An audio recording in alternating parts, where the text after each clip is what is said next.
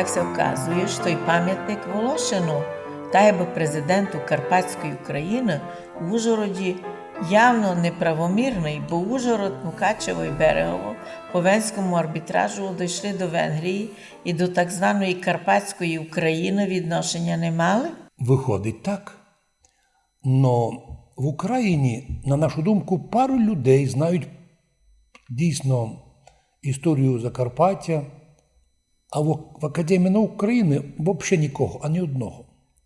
Ну от власні чиновники, в тому числі і кучка місцевих, хотіли задобритися перед Києвом і витягнули на світ Божий Волошина. Його зробили героєм України, а він фактично був противником воз'єднання із радянською Україною.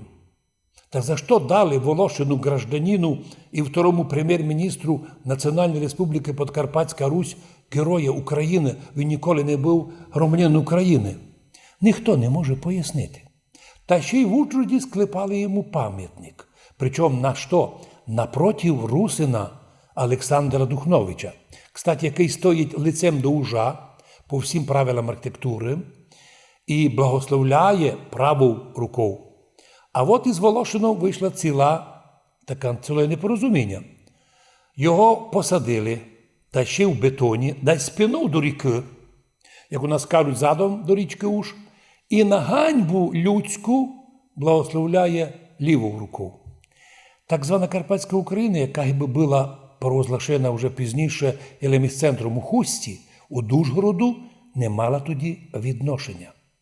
Ну, невзирає на то, що ми обладаємо фактами реального засідання Сойму Подкарпатської Руси, яке неправомірно видають за міфічне засідання Сойма Карпатської України, не могло состоятися, дай і киби й було, воно не могло бути легітимним, бо депутатів не було, а Волошин 13:00, видя, що не виходить ніч, послужив службу Великому Бучкові, 15:00 вже був у Сигеті на путі в Прагу із державною казною.